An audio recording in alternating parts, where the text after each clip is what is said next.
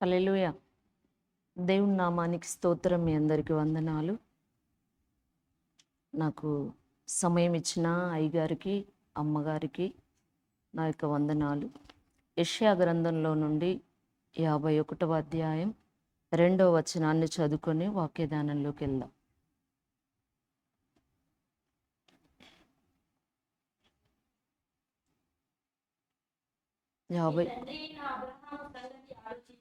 మీ తండ్రి అయిన అబ్రహాము సంగతి ఆలోచించుడి,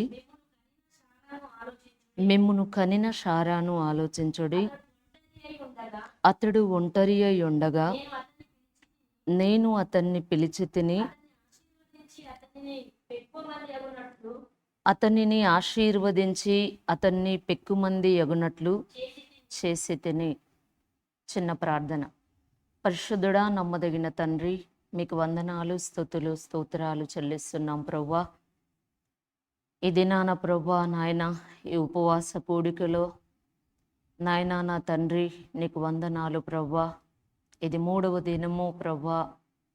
నీ వాక్యాన్ని తండ్రి నీకు స్తోత్రాలు నాయన, నీకు వందనాలు.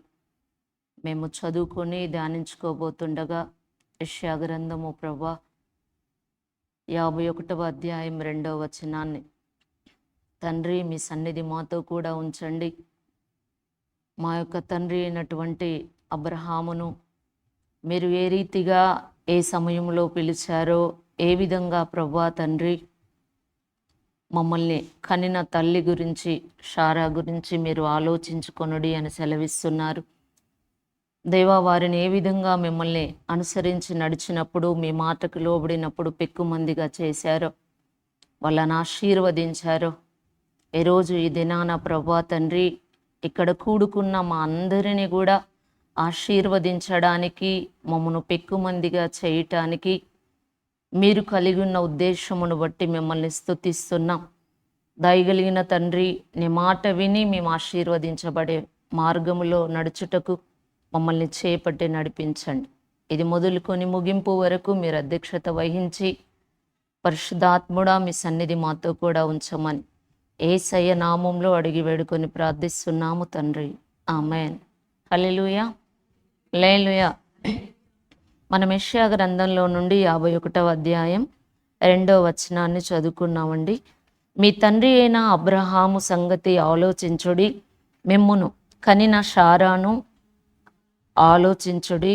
అతడు ఒంటరి అయి ఉండగా నేను అతన్ని పిలిచి తిని, అతనిని ఆశీర్వదించి అతనిని పెక్కుమంది ఎగునట్లు చేసి తిని. చూడండి, అబ్రహామును దేవుడు ఒంటరిగా ఉన్నప్పుడు పిలిచిండు. ఎవరన్నా వచ్చి అమ్మ దేవుడు నీకు గొప్ప మేలు చేస్తాడంట, ఇదిగో నీ పట్ల ఇలాంటి ఉద్దేశం కలిగి ఉన్నాడు, లేదంటే అమ్మ మీరు యేసు ప్రభుని నమ్ముకోండి, దేవుడు మీ కొరకు గొప్ప కార్యాలు దాచి ఉంచండు అని అంటే, అమ్మో మా కులంలో మా బలిగంలో ఎవ్వరు కూడా నమ్ముకున్నోళ్ళు లేరు, నేను ఒక్కదాన్ని, మళ్ళీ అందరు ఒక దిక్కు నేను ఒక్కదాన్ని ఒక దిక్కు అని ఫస్టే మనకు అట్లాంటి మైండ్ వచ్చేస్తుంది. వాళ్ళు మన చెవులకు చెప్తారో లేదో, అది లోపలికి పోకమునిపే అసలు ఆ మాట మన మనసులో మనం అలా అనుకుంటా ఉంటాం. కానీ ఇక్కడ దేవుడు అబ్రహామును పిలిచినప్పుడు ఒంటరిగానే పిలిచినట్టుగా దేవుని వాక్యం చెప్తుంది. ఒంటరిగా పిలిచినప్పుడు మరి అబ్రహాం అయితే మనలాగా ఆలోచన చేయలే. అసలు ఆయన చెప్పంగానే లోబడ్డాడు. ఎట్లా లోబడిండంటే, అంతటిని వదిలిపెట్టి వెళ్ళిపో అంటే వెళ్ళిపోయిండు. ఆయన చూపించిన దేశానికి వెళ్ళిపోయిండా లేదా? మనమైతే చర్చిలో ఒక 10 రోజులు 20 రోజులు ఉండాలంటే కూడా ఎన్ని రకాలుగా ఆలోచిస్తామో చెప్పడానికి వీల్లేదు. హల్లెలూయా. ఆయనైతే వెళ్ళిపోయిండు. ఎవరిని, భార్యను కానీ, తన పరిస్థితులను కానీ, ఆస్తి గురించి కానీ, అంతస్తు గురించి కానీ, ఎవరేమనుకుంటారని కానీ ఏం ఆలోచించకుండా వెళ్ళిపోయిండు. వెళ్ళిపోతే ఒంటరిగా ఉన్నప్పుడు పిలిచిన, అయితే నేను అతన్ని పెక్కుమందిగా చేసిన అంటుండు దేవుడు. ఆయనకి సంతానం ఉన్నదా? దేవుడు ఆయనతో మాట్లాడినప్పుడు, ఆయన బయలుదేరినప్పుడు లేదు. కానీ ఎలా చేసిండు దేవుడు? నీకు నీ బహుమానము కేడేమో అత్యధికమవుతుందని మాట్లాడిండు. అంత మాత్రమే కాదు, నిన్ను గొప్ప జనముగా చేసి నిన్ను ఆశీర్వదిస్తా, నువ్వు అనేక జనాలకి ఆశీర్వాదముగా ఉంటావు, భూలోక వంశములన్నీ నీ మూలముగా ఆశీర్వదింపబడతాయి అని చెప్పేసి దేవుడు ఎన్నో విధాలుగా మాట్లాడుతా ఆయనను బలపరుస్తూ వచ్చిండు. కానీ ఆయన దేవుని కార్యము చూడనప్పటికీ కూడా నమ్మిండా లేదా? మనకైతే మన ఆత్మీయ తండ్రి తల్లి వెనకాల ఎన్నో విధాలుగా మనకి చెప్తూ ఉంటారు. ఏంటి వాళ్ళ అనుభవాలు చెప్తారు, లేదంటే దేవుడు నీ పట్ల ఇలాంటి ఉద్దేశం కలిగి ఉన్నాడు, నువ్వు లోబడితే దీవించబడతావు, ఆశీర్వదించబడతావు, ఇదిగో ఇలా ఇలా చేస్తాడంట దేవుడు అని చెప్పి చెప్తారు. హల్లెలూయా. మాకైతే మేము సేవకు వచ్చినప్పుడు కొత్తగా అప్పుడు ఒకే మాట అన్నారు. ఏమనంటే, మీకు ఇద్దరికీ పిలుపు ఉన్నది, మీరు లోబడితే మాత్రం దేవుడు మీకు సహాయం చేస్తాడు అని అంటే, మా వారు కొంచెం ఆయన పిల్లలు చిన్నవాళ్ళు అన్న ఆలోచించినప్పటికీ నా భార్య పరిచర్యలో ఉంటుంది అని చెప్పిండు. అంటే అప్పుడు పాస్టర్ గారు అన్నారు, ఏమని అన్నారంటే, మీరు గనక అట్లా తీర్మానం చేసుకున్నట్లయితే మీకు అప్పు ఉన్నది అంటుండ్రు కదా, ఆ అప్పు సంవత్సరంలోగా తీరిపోతుంది అని చెప్పిండు. అప్పుడు 60,000 ఉండే. సంవత్సరంలోగా తీరిపోతుంది అంటే మేము నిజంగా ఆ మాటను ఎట్లా అంటే గుడ్డిగా నమ్మినాం. నమ్ముట నీ వలనైతే నమ్మువాడికి సమస్తము సాధ్యమని దేవుని వాక్యం చెప్తుంది. ఆ మాట నమ్మినప్పుడు నిజంగా దేవుడు సంవత్సరం తిరక్క మునిపే 10 నెలల్లోనే ఆ 60,000 అప్పు తీరేటట్టుగా సహాయం చేసిండు. హల్లెలూయా. అలాగే అబ్రహాము కూడా ఒంటరిగా ఉన్నప్పుడు మీ తండ్రి అయిన అబ్రహాము సంగతి ఆలోచించుడి, మిమ్మును కనిన శారాను ఆలోచించుడి, అతడు ఒంటరి అయి ఉండగా నేను అతన్ని పిలిచితిని. ఒంటరిగా ఉన్నప్పుడు పిలిచిండు దేవుడు. ఆయనను పెక్కుమందిగా అయ్యేటట్టుగా చేసిండు. అంటే సమృద్ధిలోనికి నడిపించిండు, దేని కొదవ లేకుండా ఆశీర్వదించిండు దేవుడు ఆశీర్వదిస్తే అసలు ఏ కొదవ కూడా ఏ లోటు కూడా ఉండదు. అందుకే దేవుని చేత మనం ఆశీర్వదించబడాలి. ఎవరి చేత?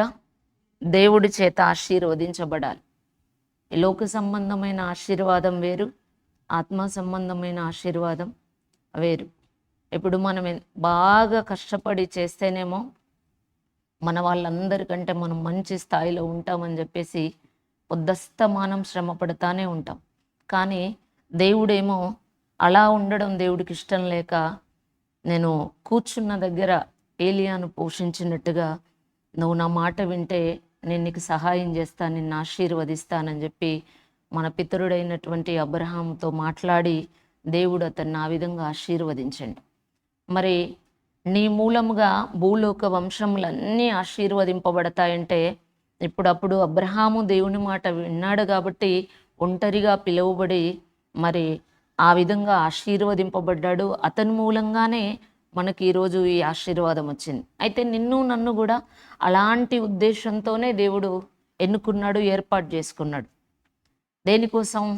నీలో ఒంటరి అయిన వాడు 1000 మంది అగును అనే దేవుని వాక్యం ఏ విధంగా అయితే చెప్తుందో అట్లా మనం 1000 మంది కావడానికి అబ్రహామును ఒక్కరిగా పిలిచి ఎంత సంతానం ఇచ్చిండు అబ్రహాంకి.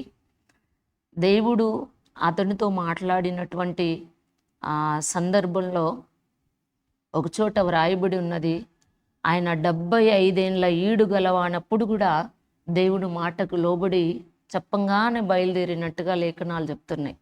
హల్లెలూయా. మనకైతే 30 ఉన్నా, 25 ఉన్నా, 40 ఉన్నా, అసలు మనం వయసులో ఉన్నప్పటికీ కూడా ఆయన మాట వినడానికి మనసు రాదు అసలే.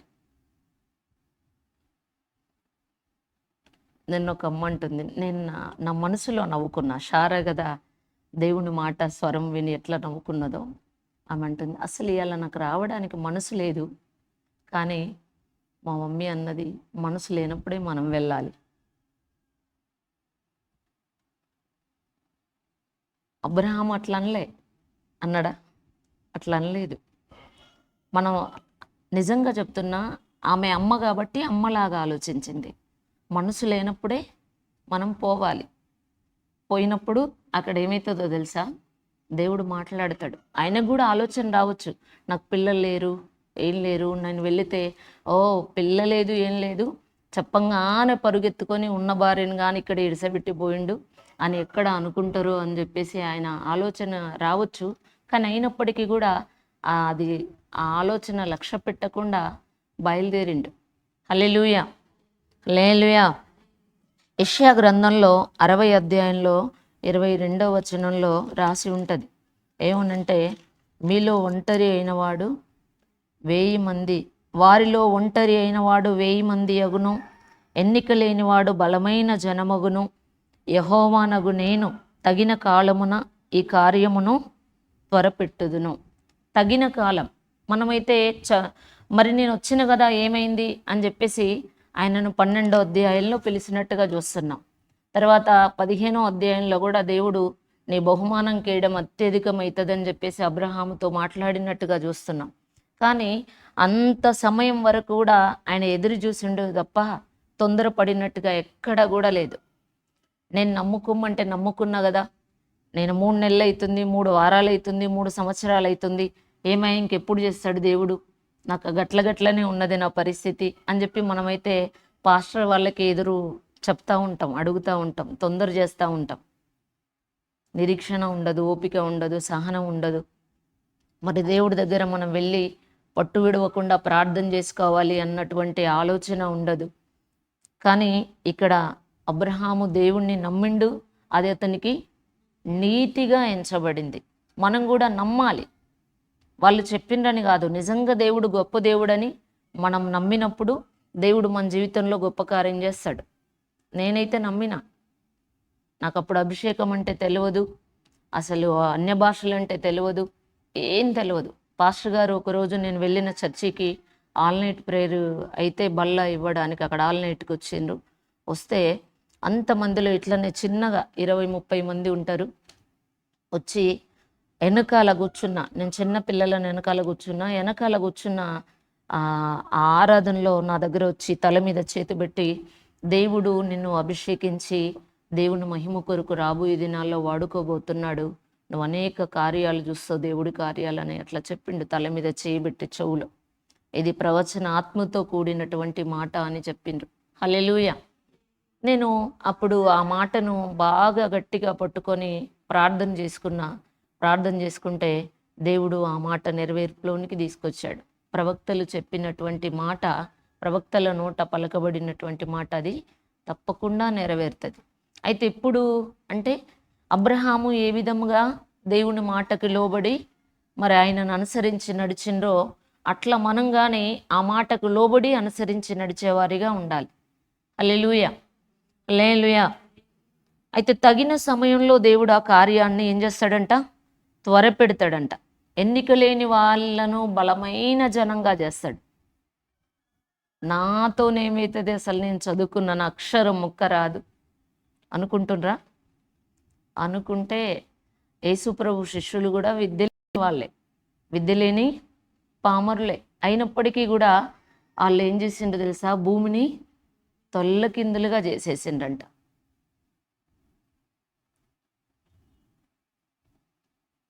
చదువుతో సంబంధం లేదండి. దేవుడు పిలిస్తే మీరు గుడ్డిగా నమ్మి నిజంగా ప్రార్థన చేసినట్లయితే దేవుడు గొప్ప కార్యం చేస్తాడు. నేను ఈ మధ్యకాలంలో ఒక వీడియోలో చూసే ఒక పాస్టర్ గారు మాట్లాడుతున్నారు ఏంటంటే, ఒక హాస్టల్లో పిల్లలందరూ కూడా ఏం చేస్తున్నారట అంటే, సెలవులు వచ్చినాయంట. సెలవులు వస్తే అందరూ సెలవులు అని చెప్పేసి వెళ్ళిపోయారంట. వెళ్ళిపోతే ఈ మిగతా ఒక 10 మందో ఏమో పిల్లలైతే వాళ్ళు పాస్టర్ గారి దగ్గరికి వెళ్ళి, అయ్యగారు మరి ఆనాడు మేడగదిలో కనిపెట్టుకొని ప్రార్థన చేస్తే మరి దేవుడు ఆత్మచేత వాళ్ళు బలంగా నింపబడి ఆ విధంగా వాడబడ్డారు కదా, మరి మాకు కూడా ఆ విధంగా ఆశ ఉన్నది అని చెప్పేసి పాస్టర్ గారికి అడిగినరంట. అడిగితే ఆయన అన్నారంట, ఏం మాట్లాడుతున్నారు మీరు, వెళ్ళండి ఇక్కడ నుండి, మీరు ఇప్పుడు చిన్నపిల్లలు, మీకేం తెలియదు, అని చెప్పేసి వాళ్ళను ఆ మాటతో అదరగొట్టేసిండంట. అదరగొట్టేస్తే వాళ్ళు అయినప్పటికీ కూడా ఆ మాట వినలేదంట. వినకుండా ఏం చేసిండంట తెలుసా? అట్లా వాళ్ళు ఒక గదిలోకి వెళ్ళి తలుపేసేసుకొని ఆ ఉన్న 10 మంది ప్రార్థన చేయడం ప్రారంభించిండంట. ప్రార్థన చేయడం ప్రారంభిస్తే ఒక రోజు అయిపోయింది, 2 రోజులు అయిపోయినాయి. వాళ్ళు మూడో రోజు అట్లాగే ప్రేయర్ చేస్తా ఉంటే బలంగా వాళ్ళు ఆత్మచేత నింపబడ్డారంట. ఆ ఇంటి పైకప్పు మొత్తం ఇట్లా అంటుకొని మండితే ఎట్లా ఉంటుందో ఆ ఇంటి చుట్టూ మంటల్లేసి మండుతూ ఉన్నాయంట. అక్కడ చుట్టూ ఉన్న వాళ్ళందరూ మండుతుందని చెప్పేసి పరిగెత్తుకొని, అయ్యో అంటుకున్నదని పరిగెత్తుకొని వస్తే అక్కడ వాళ్ళు వచ్చి చూస్తే ఇట్లా ఓపెన్ చేస్తే లోపల అందరూ బాగానే ఉన్నారు, వాళ్ళు ప్రార్థన చేస్తాండ్రు. బయట పైకప్పు మాత్రమే చుట్టూ అంటుకున్నట్టుగా ఆ కిటికీ ఓపెన్ చేసి చూస్తే అలాగా దేవుడి కార్యం ఇది, దేవుడే ఆ విధంగా వాళ్ళని దర్శించిండు అని చెప్పేసి అప్పుడు అందరూ కూడా దేవుణ్ణి గణపరిచారంట. హల్లెలూయా. అట్లా మనం ఏదన్నా పరిస్థితులు అలా వస్తే, ఎవరన్నా కృంగదీసినా, ఏదన్నా మనకు ఆటంకమైనా మనం అట్లా కృంగిపోకుండా ధైర్యంగా ఉన్నట్లయితే, విశ్వాసంతో ఉన్నట్లయితే దేవుని కార్యాన్ని ఖచ్చితంగా చూస్తాం. అందుకోసమే నిర్గమకాండంలో అంటాడు, మీరు ఊరికే నిలిచి ఉండండి. ఎట్లా నిలిచి ఉండాలంట? మీరు ఊరికే నిలిచి ఉండండి, మీ పక్షాన యుద్ధం చేయువాడు యెహోవాయే. అట్లా కొన్నిసార్లు మనం మౌనంగా ఉండి ప్రార్థన చేయాలి. ప్రార్థన చేస్తే ఆ ప్రార్థనే కార్యం జరిగిస్తుంది. ఇప్పుడు వాళ్ళు అన్న మాటకి ఇంటికి వెళ్ళిపోయినరా, మౌనంగా ఉండి సప్పుడు చోటు చూసుకొని ప్రార్థన చేసిండ్రు. దేవుని కార్యాన్ని చూసిండ్రా లేదా? మరి వాళ్ళు కనుక ఆ మాటకి బలహీనమైపోయి వెళ్ళిపోతే అక్కడ జరిగేదా దేవుడి కార్యం? దేవుని యొక్క మహిమను చూస్తారా వాళ్ళు? చూసేవాళ్ళ? అట్లా మనం కూడా దేవుని మీద ఆధారపడాలి. వారిలో ఒంటరి అయిన వాడు 1000 మంది అవుతాడంట. హల్లెలూయా, హల్లెలూయా. కాబట్టి మనం ఏ విధంగా ఉండాలి అన్నట్లయితే చూసినట్లయితే ఇర్మియా గ్రంథంలో 29వ అధ్యాయం 13వ వచనంలో చూస్తే దేవుని వాక్యం చెప్తుంది, మీరు నన్ను వెదికిన ఎడల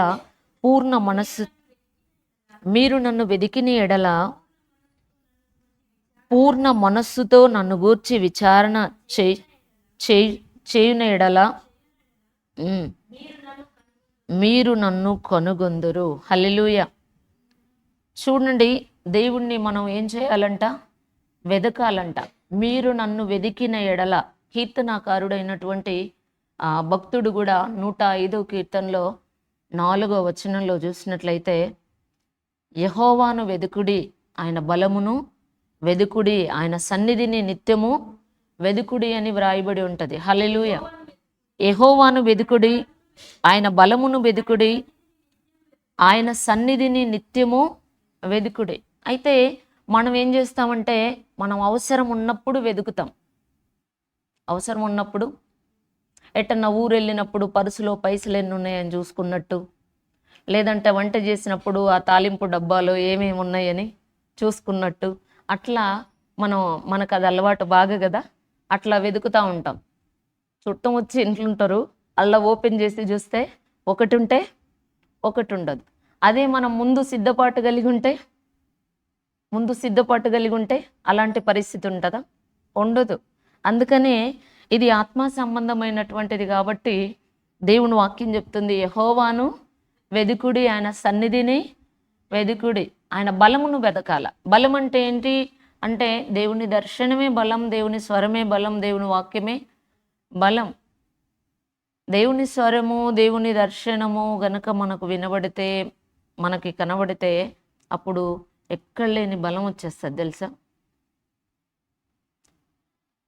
నువ్వెంత బలహీనమైనటువంటి పరిస్థితిలో, ఎంత భయంకరమైన సమస్యల్లో ఉన్నా ఎదుటి మనిషికి మళ్ళీ ఒక సందర్భంలో మళ్ళీ ఆదరించేటువంటి మాటలు నీ లోపల నుండే వస్తాయి.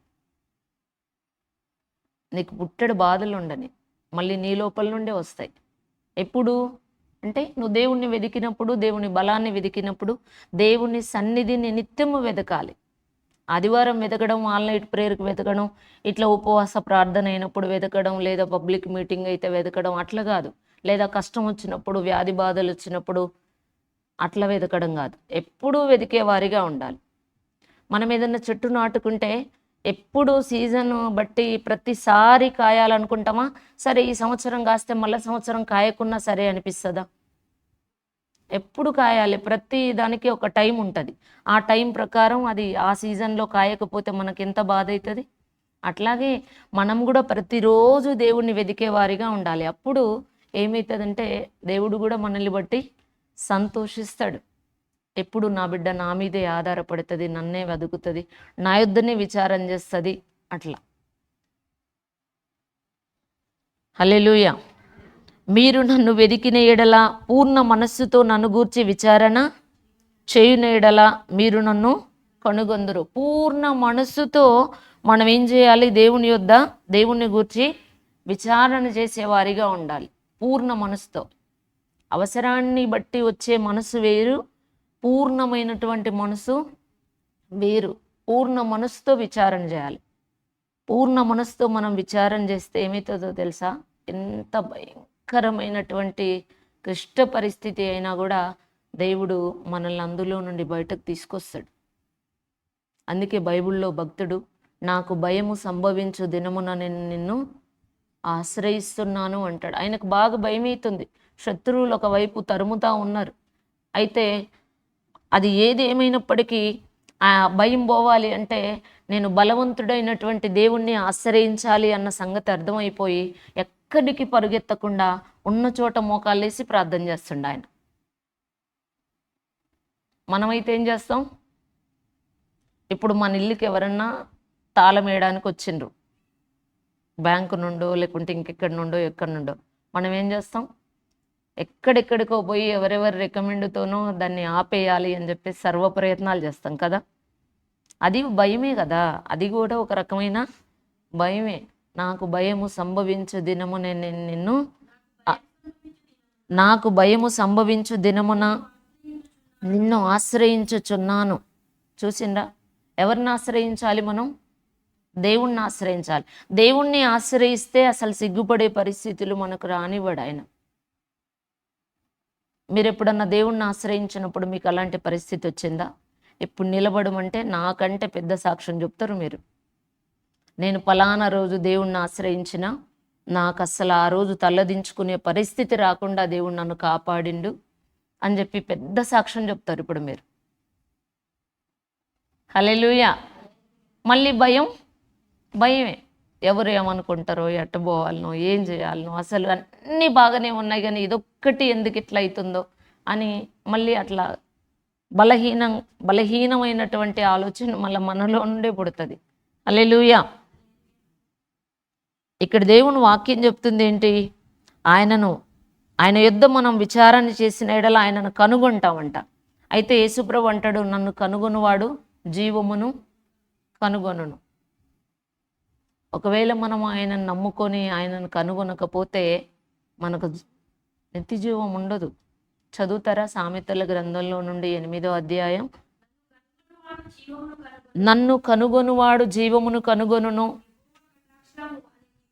యెహోవా కటాక్షము వానికి కలుగును. నన్ను కనుగొనని వాడు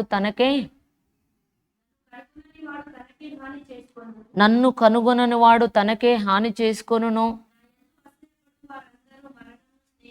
నాయందు అసహ్యపడు వారందరూ మరణమును స్నేహించుదురు. అమ్మో, నేను ఇక్కడికి వచ్చినటువంటి సేవకు వచ్చిన తొలి దినాల్లో నేను ఎప్పుడు నాకు మాటి గుర్తొస్తూ ఉంటుంది. ఒక బ్రదర్ కంట కోరుట్లలో ఇట్లా బల్లకి వెళ్ళినప్పుడు అయ్యగారు వాళ్ళు వాక్యం చెప్తే ఆ రోజు ఆయనకు వాక్యం ఏమొచ్చిందంటే యెషయా గ్రంథంలో 1వ అధ్యాయం 19-20 వచనాలు వచ్చిందంట. మీరు సమ్మతించిన మాట విని ఎడల భూమి యొక్క మంచి పదార్థము అనుభవిస్తారు, సమ్మతించక తిరగబడిన ఎడల ఖడ్గము పాలవుతారు అని వచ్చిందంట.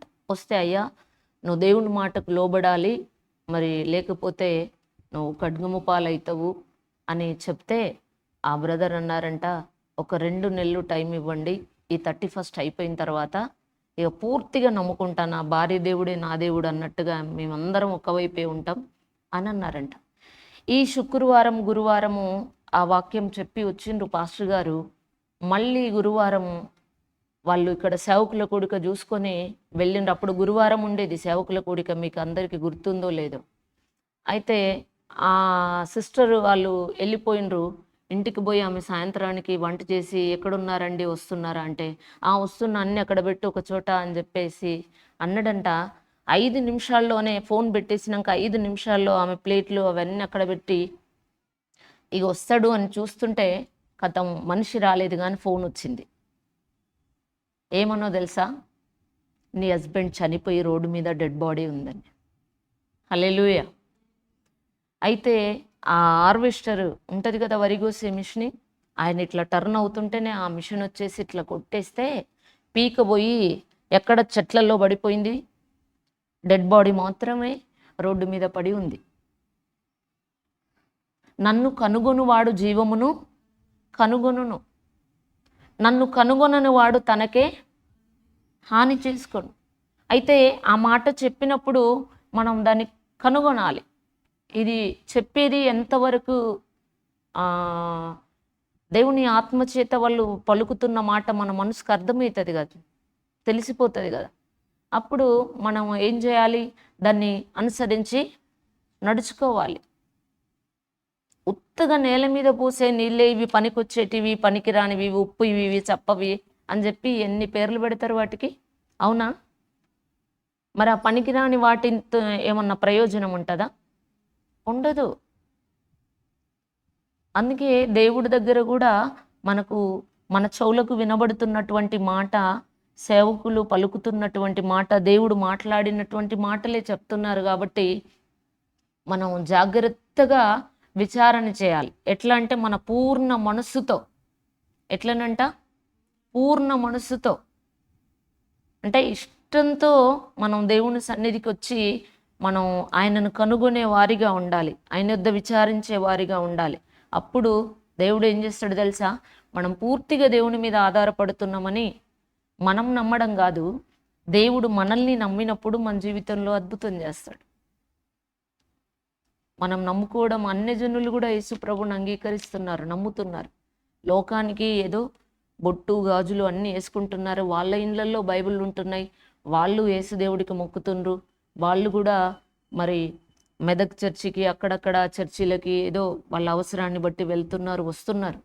యేసుదేవుడు మరి మీరందరూ గుడికి పోతేనే కాదు, గిక్కడ ఉండాలి దేవుడు, మాకు గిక్కడ ఉన్నాడని కూడా చెప్తున్నారు, కొంతమంది సాక్ష్యం ఇస్తున్నారు. హల్లెలూయా. అయితే నేను చెప్పేది ఏంటంటే, మనం వారం వస్తున్నాం, ఎప్పుడు తరచుగా వింటున్నాం దేవుడి మాటలు, కానీ ఆయనను కనుగొనలేకపోతున్నాం.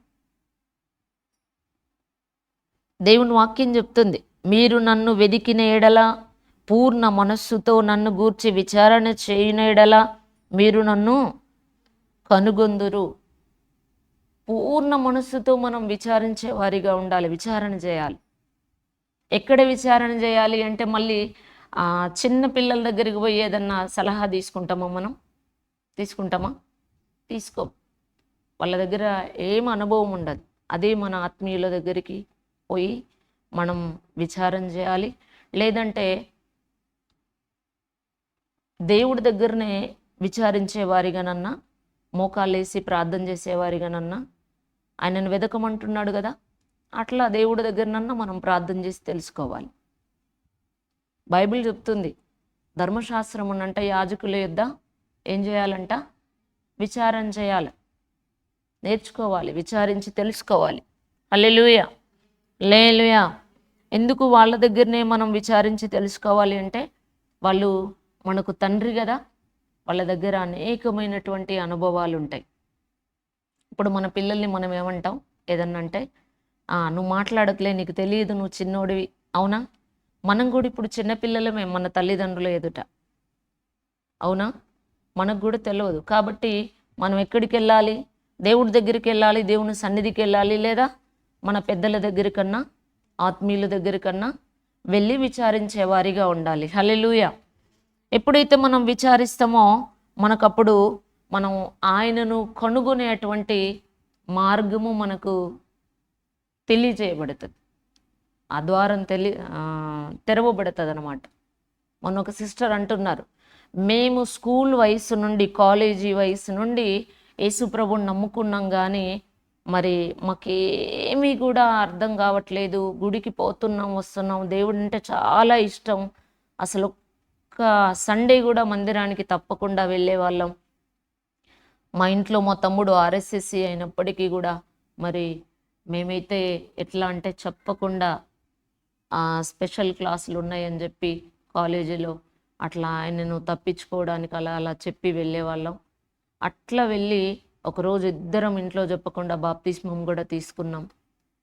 మరి అప్పటి నుండి ఇప్పటి వరకు మాకు మ్యారేజెస్, హిందూ మ్యారేజెస్ అయినాయి.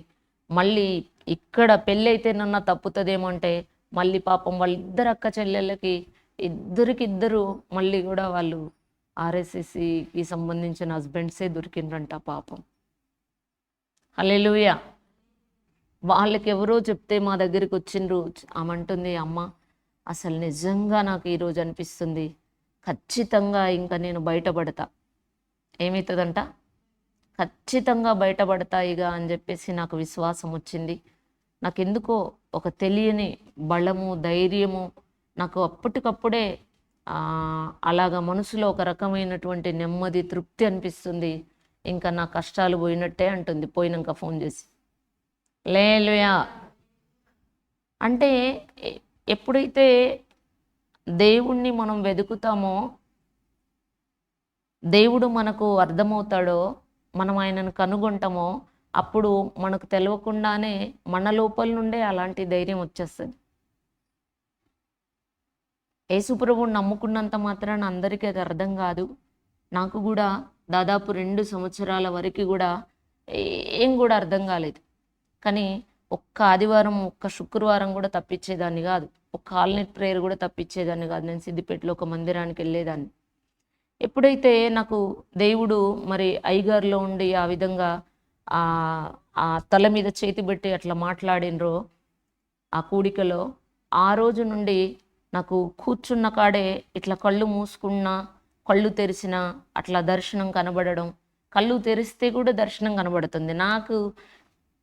మా చుట్టూ ఉన్నవాళ్ళు యేసుప్రభు యేసుప్రభు అంటుంది కదా, ఖచ్చితంగా నేను గంటల తరబడి ప్రేయర్ చేసుకుంటున్నా, వాళ్ళు నన్ను చూసి అంటుండ్రు పిచ్చిలేస్తుంది. ఇక ఈమెకు ఏం లేస్తుంది? పిచ్చిలేస్తుంది అన్నారు. పిచ్చిలేస్తుంది అనేసరికి నాకు ఆ కళ్ళు తెరిసినా ఇట్లా కనబడేసరికి నేను అనుకుంటున్నా, వీళ్ళు అన్నట్టుగా నిజంగానే పిచ్చిలేస్తుందా ఏంటి? అసలు కళ్ళు తెరిస్తే కనబడుతుందా గిట్లా? ఇది ఎక్కడ పోతే తెలవాలి నాకు? ఎవరు చెప్తారు అసలు ఇది?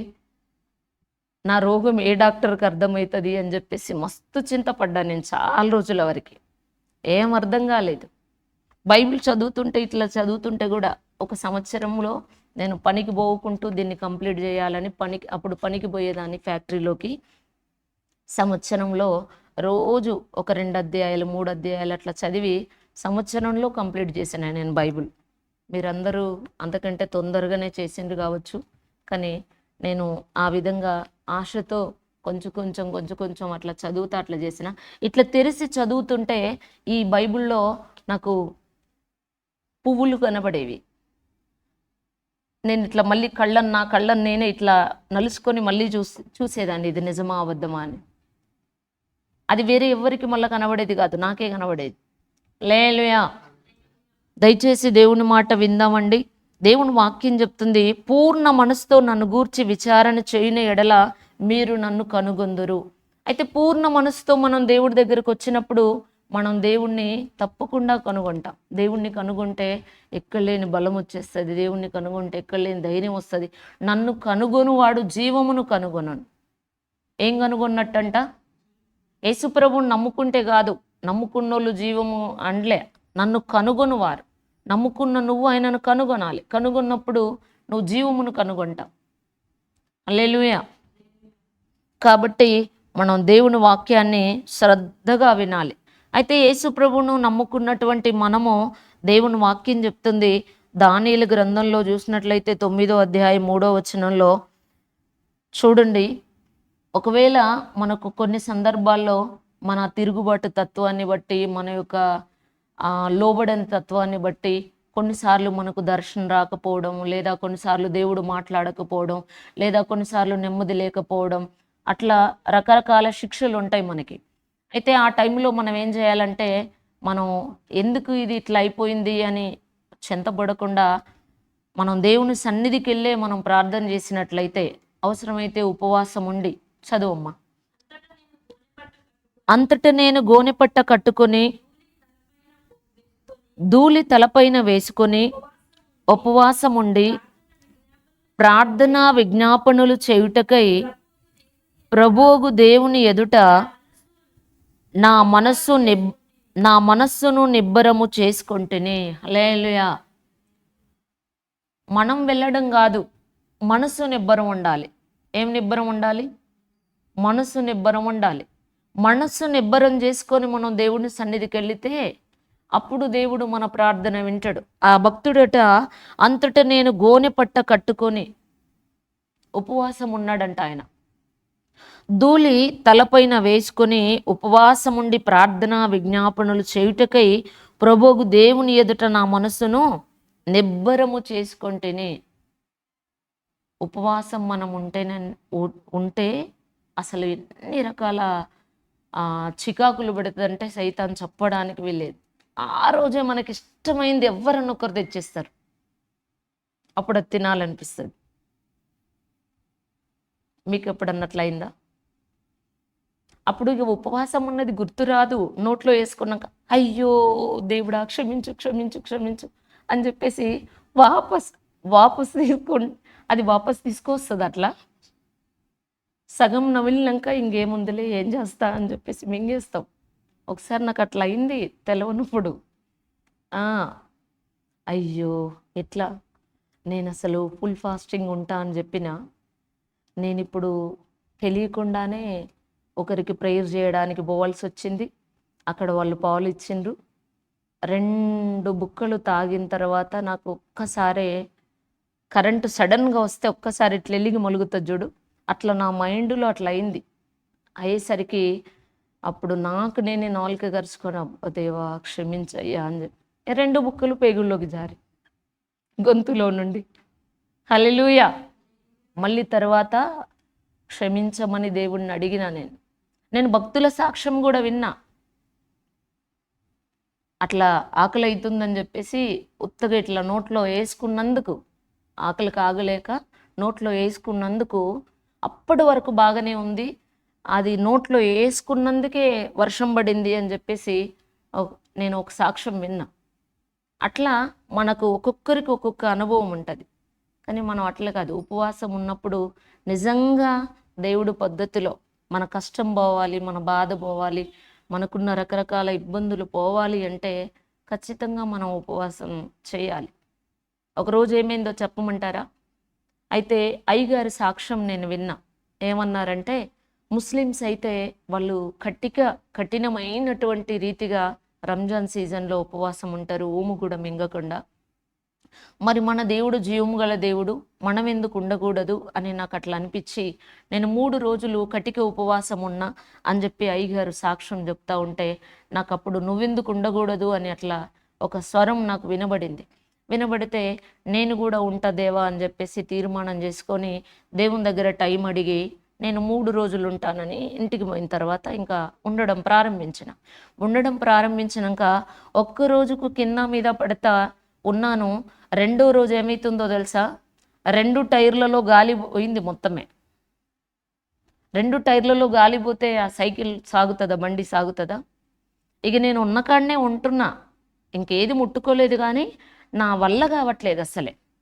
కానీ ఒక రకమైనటువంటి ఒత్తిడి నా హృదయంలో ఫైటింగ్ జరుగుతూ ఉంటే నిలువు మోకాళ్ళేసి నేనన్నా, దేవా నాకు అస్సలు ఏం చేయాలనో అర్థం కావట్లేదు, నాకు ఓ రకంగా ఇబ్బంది అవుతుంది అని చెప్పేసి కళ్ళు మూసుకొని నేను ప్రార్థన చేస్తుంటే, నువ్వు బలమిస్తేనే నేను ఇప్పుడు నిలబడగలుగుతా అని చెప్పి 2 నిలువు మోకాలు వేసి నేను ప్రేయర్ చేస్తున్నా.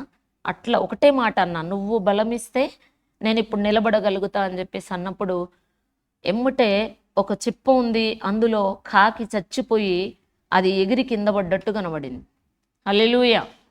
ఎప్పుడైతే అది కనబడిందో, కాకి స్వభావం ఇలాంటిదంటే ఎప్పుడు తినాలి తినాలి అంటది కదా. అట్లా కనబడి ఎప్పుడైతే అది కింద పడిందో ఆ రోజు ఆ క్షణమే నాకు అప్పటి నుండి ఆకలవడం బంద్ అయిపోయింది. అంతకుముందు ఏమైందో తెలుసా? నువ్వు ఇప్పుడు గనక ఒక గ్లాస్ పాలు తాగకపోతే, నువ్వు జ్యూస్ తాగకపోతే చక్కెర వచ్చి చస్తావు. ఇట్లనే 3 సార్లు వినబడ్డది. నా చెవులు పలిగిపోయేటట్టే చెప్తుంది. ఎవరితో కాదు, మనుషులు ఎవరు లేరు, నేను ఒక్కదాన్నే ఉన్నా. సైతాన్ అట్లా చెప్తుంది. కానీ అది దయ్యమే చెప్తుంది అలా అని నాకు అర్థమైపోయి నేను బాగా ప్రేయర్ చేసుకుంటుంటే దేవుడు నాకు సహాయం చేసిండు. ఆ 3 రోజులు నేను విజయవంతంగా దేవుని కృపను బట్టి పూర్తి చేయగలిగిన. హల్లెలూయా, హల్లెలూయా.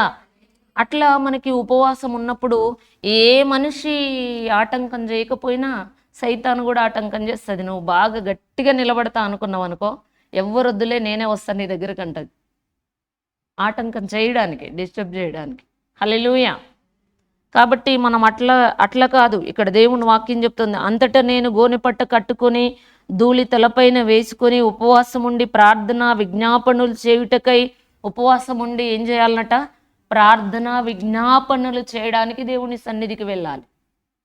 ఉపవాసం ఉండి చుట్టాలింటికి పోవడం, ఉపవాసం ఉండి కూలినాలికి పోవడం, ఉపవాసం ఉండి బిడిలు చేయడం, ఉపవాసం ఉండి అమ్మ మేము ఎవరం చేయట్లేదులే, ఓ మా దగ్గర మస్తు మంది ఉండే బిడిలు చేసేవాళ్ళు. ఇంకొకరు ఉన్నారు, ఉపవాసం ఉంటారు శుక్రవారం, మళ్ళీ వాళ్ళు చేసే పని వాళ్ళు చేస్తారు. అసలు ఉపవాసం ఉంటే ఏం చేయాలి అన్నది ఉన్నది.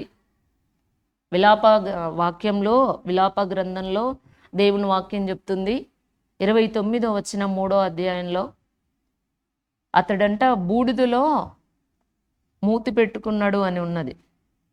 29 నిరీక్షణ ఆధారము కలుగునేమో అని అతడు బూడిదలో మూతి పెట్టుకునవలెను. హల్లెలూయా. నిరీక్షణ ఆధారము కలుగునేమో అని. మనం ఉపవాసం ఉండి దేవుడితో ప్రార్థన చేస్తా ఒక గదిలోకి వెళ్ళి ప్రేయర్ చేసుకుంటా ఉంటే అప్పుడు సంభవించబోయే సంగతులు చూపిస్తాడు. దేవుడు నీ జీవితంలో ఏం చేయబోతాడో దేవుడు చూపిస్తాడు. మామూలుగా కాదు. ఒకరోజు నేను ఇట్లనే 11 రోజులు ఉపవాసం ఉంటా అని చెప్పి దేవుని కాడ నిబంధన చేసుకొని ప్రేయర్ చేసుకుంటుంటే నాకు 3 రోజుల ప్రార్థన అయిపోయిన తర్వాత ఒక యవ్వనస్తురాలు నా దగ్గరికి వచ్చిందంట. ఆమె నాకు తల మీద చేతు పెడితే నేను పరిశుద్ధాత్మ పొందుకొని గంతులు వేస్తున్నట్టు, నా ఎదురుగొకరు కూర్చుంటే అన్ని జనురాలు కూర్చున్నది బొట్టు పెట్టుకొని నేను వాళ్ళకి ప్రవచనాలు చేస్తున్నట్టు అట్లా కనబడింది. కనబడితే నిజంగానే ఆ 3 రోజుల తర్వాత పాస్టర్ గారు మా దగ్గరికి ఒక సిస్టర్ని పంపిస్తే మేమిద్దరం కలిసి ఒక గదిలోకి వెళ్ళి పిల్లల్ని స్కూల్కి పంపించేసి మేము ప్రార్థన చేసుకుంటా ఉంటే 7వ రోజు నేను పరిశుద్ధాత్మ పొందుకున్నా. హల్లెలూయా. దేవుడు ఎట్లయితే చూపించిండో అట్లా మన మెడ తెగిపడ్డ కోడి ఎట్లా కొట్టుకుంటుందో అట్లా గది అంతా కూడా ఇంతెత్తు మోకాళ్ళు పగిలిపోయినా కూడా అది అసలు ఏమీ అర్థం కాకుండా, అంటే బలమైన దేవుని ఆత్మ ఆ గది అంతా కూడా ఆవరించినట్టుగా నేను ఆ దేవుని యొక్క సన్నిధి నేను అనుభవించగలిగాను. అన్య భాషలతో దేవుడు నింపిండు. ఆ రోజు నుండి ఈ రోజు వరకు కూడా దేవుడు తన మహాకనికరాన్ని బట్టి ఆ ప్రార్థన ఆత్మీయులో వేసినటువంటి ఆ పునాది, ఆ యొక్క ఉపదేశము, ఆ అభిషేకము ఇప్పటి వరకు నన్ను నడిపిస్తూ వచ్చింది. హల్లెలూయా, హల్లెలూయా. కాబట్టి మనం ఎలా ఉండాలి అంటే దేవుణ్ణి కనుగొనే వారిగా ఉండాలి. ఇప్పుడు ఎక్కడికన్నా పోతే ఇది నేను నేర్చుకోవాలి అని పట్టుదల ఉంటుందా మనకి? ఇది నేను ఖచ్చితంగా ఇది కంప్లీట్ చేయాలి అని పట్టుదల ఉంటుందా? అట్లాగే దేవుడి దగ్గర కూడా మనం పట్టుదల ఉంటే, ఒక మంచి విషయంలో మనం ఆసక్తి గలవారమైతే మనకు అడ్డొచ్చేవారు ఎవరు ఉండరు. అయితే మనకు మనసు దేవుడి మీద నిలిపితే మార్గం ఆయన చూపిస్తాడు. చెప్పండి. మనసు దేవుడి మీద నిలిపితే మార్గం చూపిస్తాడు. మార్గం చూపించినప్పుడు ఏమవుతుంది? నీకు దేవుని సన్నిధిలో పూర్ణ శాంతి దొరుకుతుంది. ఎవని మనస్సు నీ మీద ఆనుకొనునో వాన్ని నీవు పూర్ణ శాంతి గలవాడిగా కాపాడదు. దేవుని మీద మన మనస్సు ఆనుకోవాలి. అప్పుడు దేవుడు మనకి సహాయం చేస్తాడు. దయచేసి దేవుడి మాట విందాం. హోషేయ గ్రంథంలో నుండి దేవుని వాక్యం సెలవిస్తుందండి. 10వ అధ్యాయం 12వ వచనం చూసినట్లయితే, నీతి ఫలించినట్లు మీరు నీతి ఫలించినట్లు మీరు విత్తనము వేయుడి, ప్రేమయను కోత మీరు కోయుడి. యెహోవాను వెదుకుటకు ఇదే సమయము గనుక ఆయన ప్రత్యక్షమై మీ మీద నీతి వర్షము కురిపించినట్లు ఇదివరకు ఎన్నడూనూ దున్నని బీడు భూమి దున్నుడి. చూసిండ్రా, నీతి ఫలించినట్లు మీరు విత్తనము వేయుడి.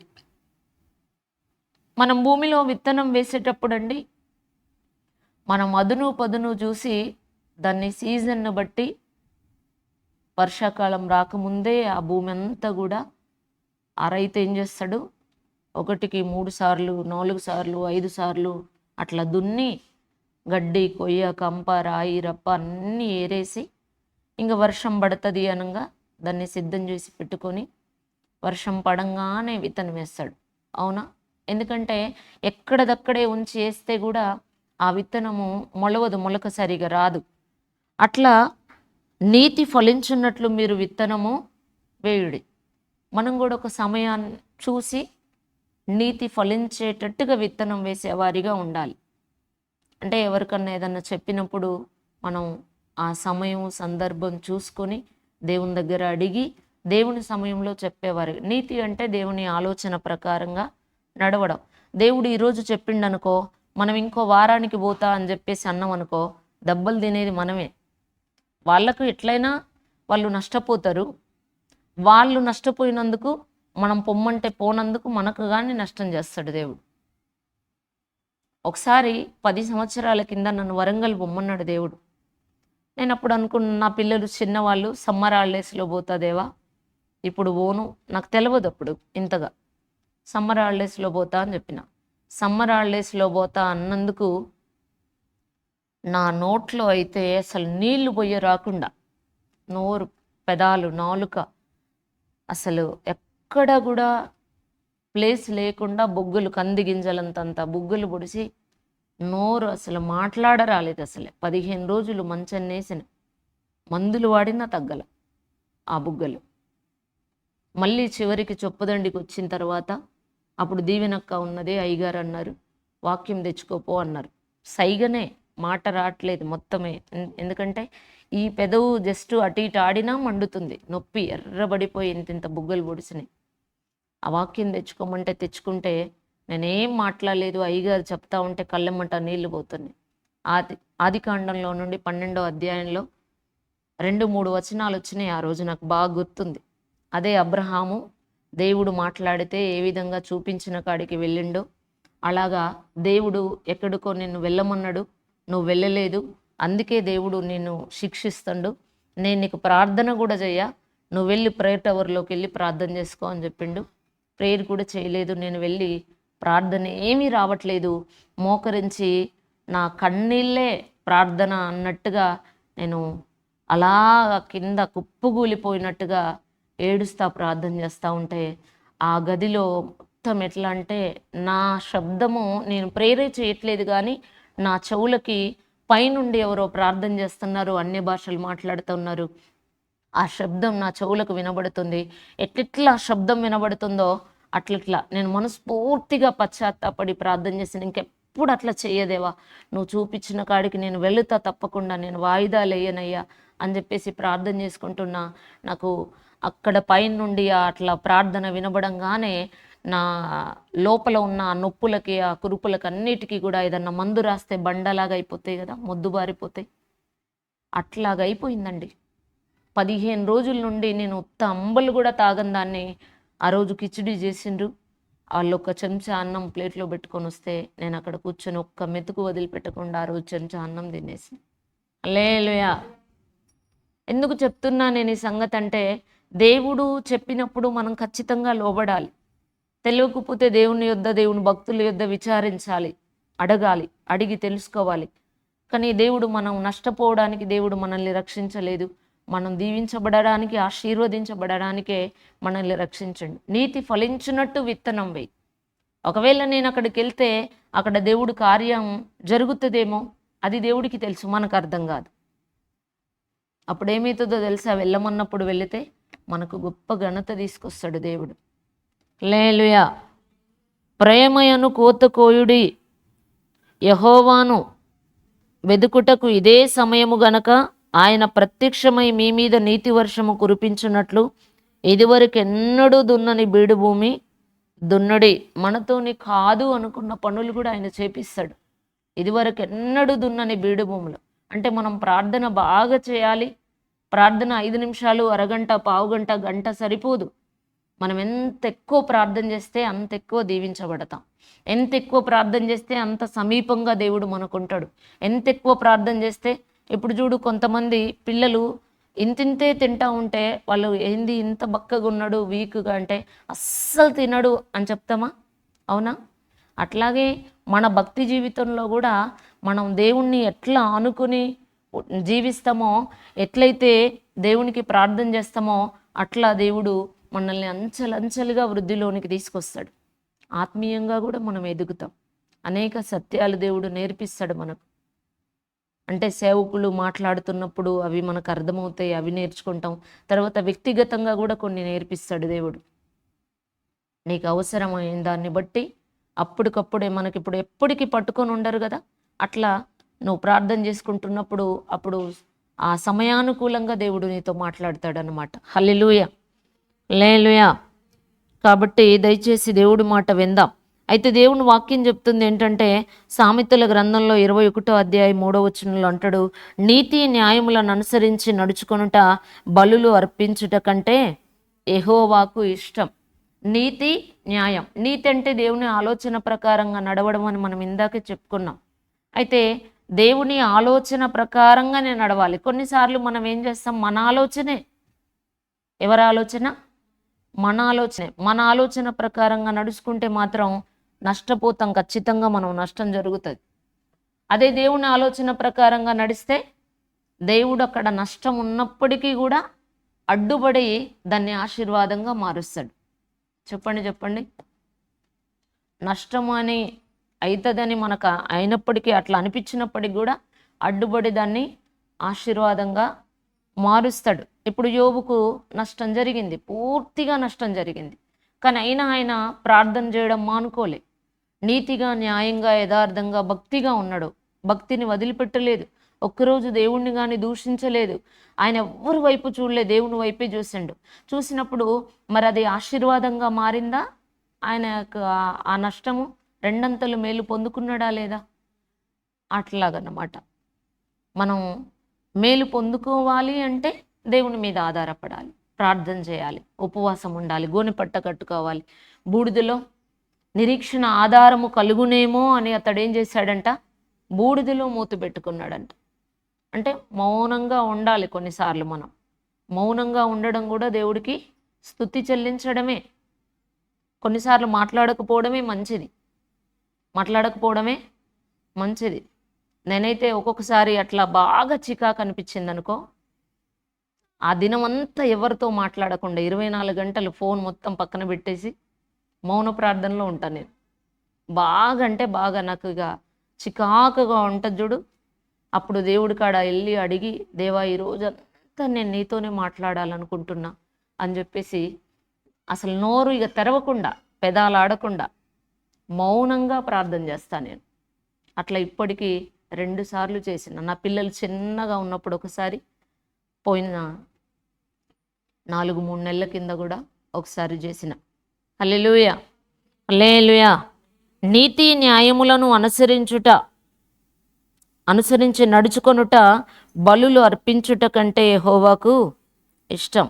కాబట్టి నువ్వు ఎన్ని రకాలుగా దేవుడికి ఏది తెచ్చినా కూడా ఫస్ట్ నీ దగ్గర ఏం చూస్తాడు దేవుడు అంటే, నీతి న్యాయం చూస్తాడు.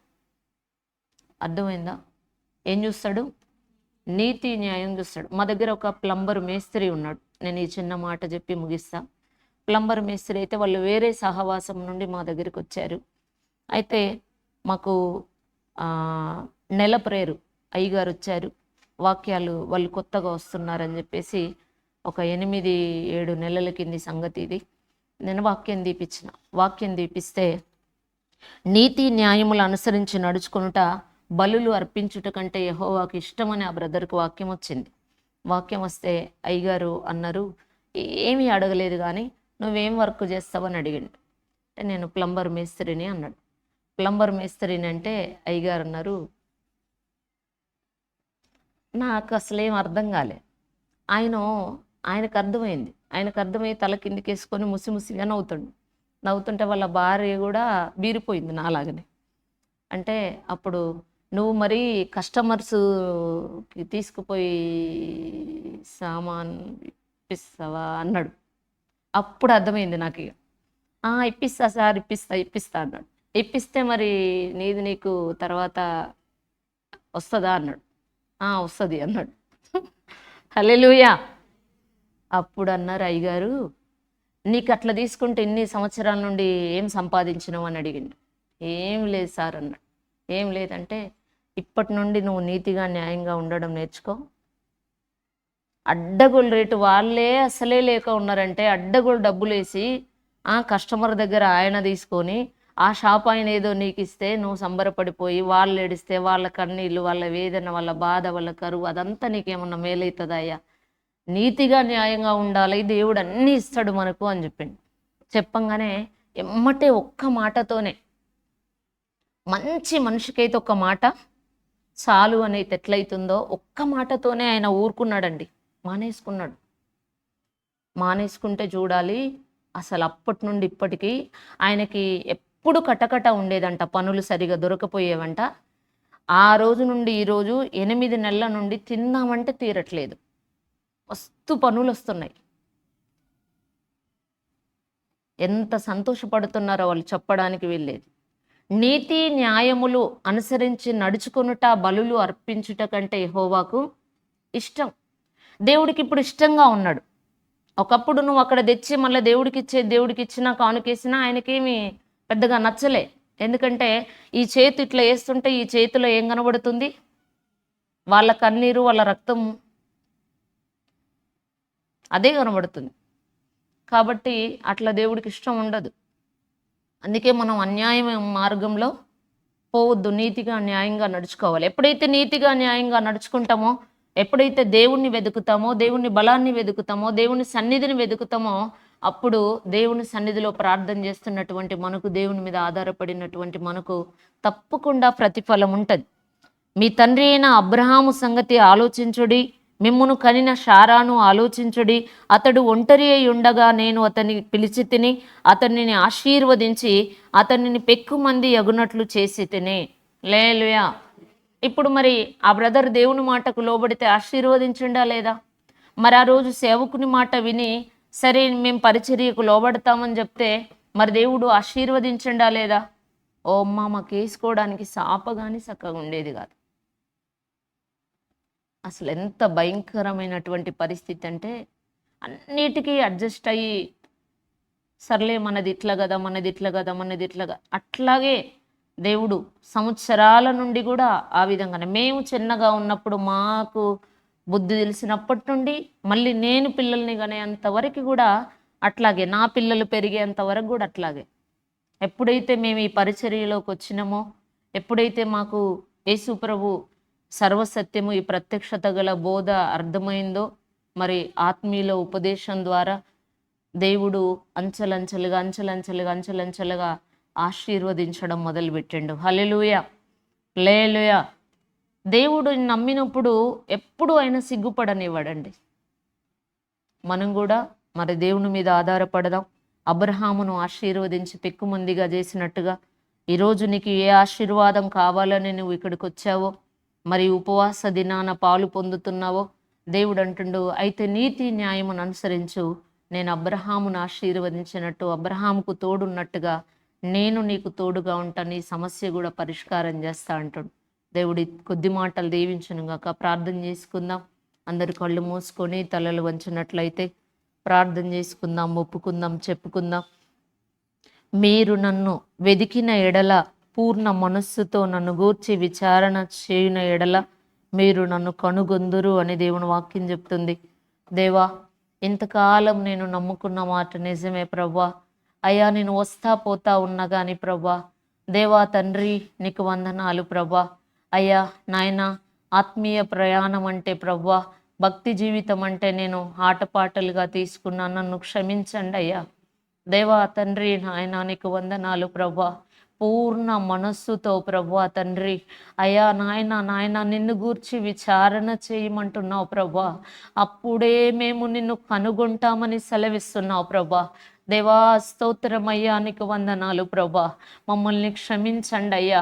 మా పితరుడైనటువంటి నాయన అబ్రహామును గురించి ఆలోచించినట్టయితే ప్రభా, మమ్మల్ని కనిన షారా గురించి ఆలోచించినట్లయితే ప్రభా తండ్రి నీకు స్తోత్రాలు నాయన. అయ్యా వారిని ఒంటరిగా పిలిచి నాయన నా తండ్రి నీకు స్తోత్రాలు నాయన. దేవా మీరు పెక్కుమందిగా చేశారయ్యా. అయ్యా వారిని ఆశీర్వదించారు ప్రభా. అయ్యా మీరు మమ్మును కూడా ఆశీర్వదిస్తానంటున్నారు ప్రభా. దేవా తండ్రి నీకు స్తోత్రాలు ప్రభా.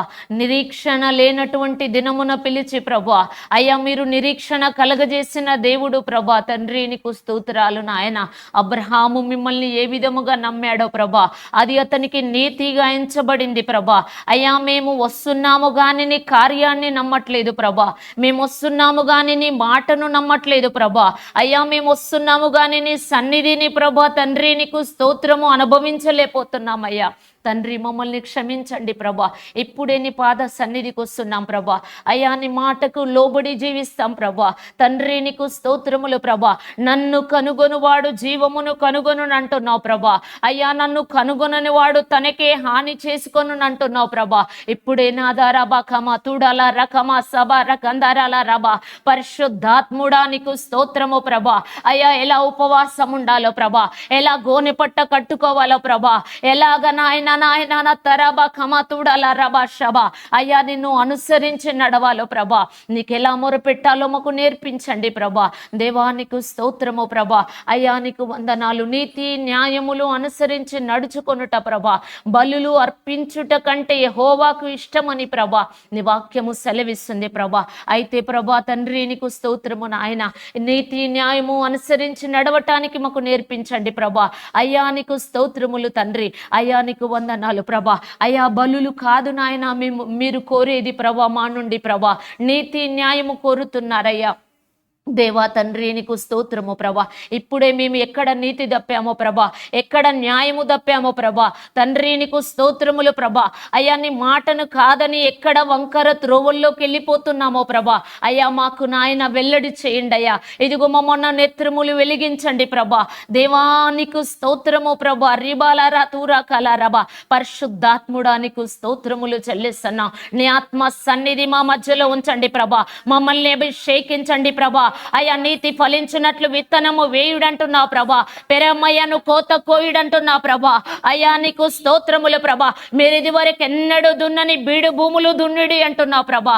అవును ప్రభా, అవును ప్రభా, అవును ప్రభా. దేవానికి వందనాలు చెల్లిస్తున్నాం ఏసయ్యా. ఏసయ్యా నీకు స్తోత్రములు చెల్లిస్తున్నాం ప్రభా. ఇదిగో నాయన ఇప్పుడే ప్రభా మిమ్మల్ని వెతుకుచున్నామయ్యా. అయ్యా మీ బలమును వెతుకుచున్నామయ్యా. మీ సన్నిధి వెతుకుచున్నామయ్యా. వెతుకుడి మీకు దొరుకునన్నా ప్రభా. దేవా స్తోత్రము నాయన. సహాయము చేయండి ప్రభా. అయ్యా నీకు వందనాలు. నా శ్రమలో నేను నిన్ను వెతుకుతానయ్యా. నా భయములో నేను నిన్ను వెతుకుతానయ్యా. నా దుఃఖములో నేను నిన్ను వెతుకుతానయ్యా. నా కరువులో నేను నిన్ను వెతుకుతానయ్యా. దేవా స్తోత్రము ప్రభా. అయ్యా రిబాలార తూడాల రకమ సబార కందరబా దీవార కల రషికి మరాన దూడాల రబా. తండ్రి నీకు స్తోత్రములు చెల్లిస్తున్నాం ప్రభా. ఏసయ్యా నీకు వందనాలు. ఓ నమాసి ఖరానా దడల రకమ శబ ఓ రీదిరికి మాతరల రబ కమ శబరి కల రదడ మందరబ. దేవానికి స్తోత్రము నాయనా నీకు వందనాలు. ఓ రిమాందరల రదుర కల రబ కబరబ తుర నమ శబ.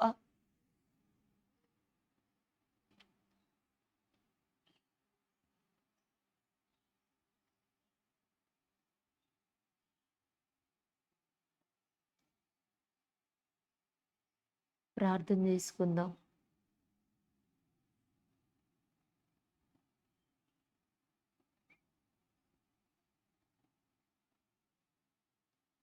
మహోన్నతుడా మహాగణుడా నీకు వందనాలు, స్తుతులు, స్తోత్రాలు చెల్లిస్తున్నాం ప్రవ్వా. మీరు ఇప్పటి వరకు నాయన మాట్లాడినటువంటి ప్రతి మాటను బట్టి మిమ్మల్ని స్తుతిస్తున్నాం. దయాదాక్షిణ్య పూర్ణుడవయ్యా నీకు వందనాలు. ఇదిగో నాయన యెషయా గ్రంథంలో నుండి దేవా 51వ అధ్యాయం 2వ వచనము ద్వారా మీరు మా అందరితో మాట్లాడారు, అందుకు స్తుతిస్తున్నా.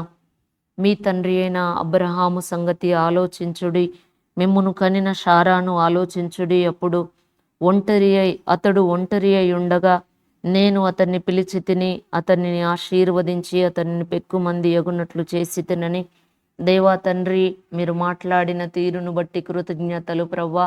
అయితే ఏ విధముగా ప్రవ్వా నీ మీద ఆధారపడి నీ మాటను నమ్మి ప్రవ్వా అబ్రహాము బయలుదేరిండో అలాగా నా తండ్రి నాయన సందేహం ఏమీ లేకుండా ప్రవ్వా మేము నీ మాటను నమ్మి ప్రభా తండ్రి, నీ వాక్యాన్ని నమ్మి ప్రభా దేవా తండ్రి, మేము ముందుకు సాగుచుండగా తండ్రి నిశ్చయముగా ప్రభా మా పట్ల కూడా నాయన మీ కార్యమును జరిగించండి.